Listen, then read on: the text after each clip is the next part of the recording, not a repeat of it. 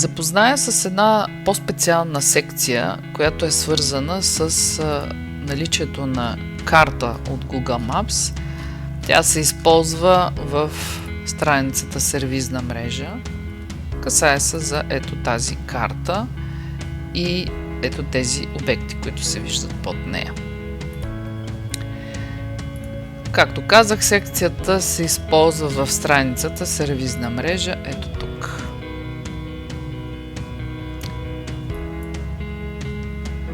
Това, което трябва да направим, е да й дадем заглавие и да изберем карта. Но по-интересното е как се създава тази карта или карти, от които да изберем нашата карта, която ще се визуализира в публичната част. Карти се създават в модул карти. Процесът стартира от бутон Създай, в който даваме име, ниво на увеличение, център на географска ширина и център на географска дължина. Ще разгледаме вече създадената карта с наименование сервизна мрежа. Отваряме от заглавието или от моливчето за редакция. Ето името сервизна мрежа. Ниво на увеличение 7. Това означава, че колкото е по-малко числото, толкова по-голяма територия обхваща нашата карта. Колкото по-голямо число слагаме, толкова по-малка територия обхваща картата, но пък са по-увеличени обектите. В случая сме избрали 7, защото целта на тази карта е да показва цяла България и още малко около нея. Ако сложим увеличение 20, ще видим, че вече картата обхваща по-малка територия и доста подробности около пина, който сме избрали за географска ширина и дължина. Ще върна отново на 7, защото все пак искаме да видим цяла България на картата. Преди малко споменах географска ширина и дължина. Това са данните на точната локация, която сме използвали. Когато искаме да представим карта на България, избираме някаква точка в центъра на страната на Google Maps. Може още малко даже да увелича. Избирам си тук, например. Кликам с десния бутон и виждам ето тези данни. Кликам с ляв бутон, за да ги копирам. Това са географската дължина и ширина. Поставям ги ето тук. Пействам данните, взимам тази част и я прехвърлям тук.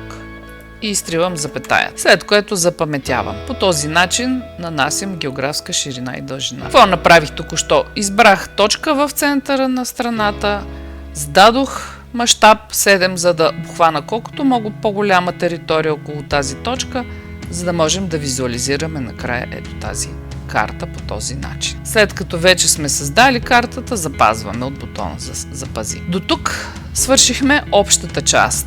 Разбира се, същото трябва да се направи и в английска версия.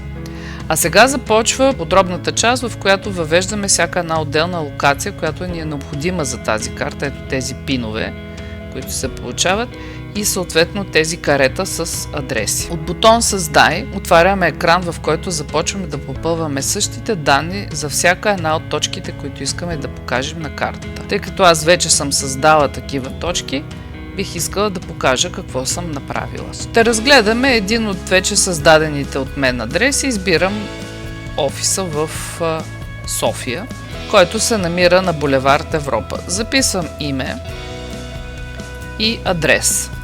Търсят съответния адрес в картата на Google. Намирам го.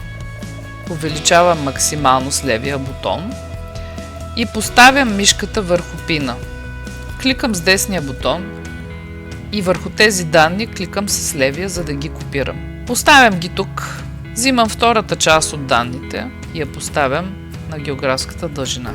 Не забравям да изтрия запетаята. Много е важно. Тук въвеждам телефона, а тук имейл адреса. Всичко това се повтаря на английски и запаметявам. По този начин е създаден офиса в София, както и неговия пин тук. По същия начин се продължава с всички останали офиси. След като сме създали елементите на картата, можем да се върнем в страница сервизна мрежа и вече в секция сервизна мрежа, която се намира ето тук в нашата галерия.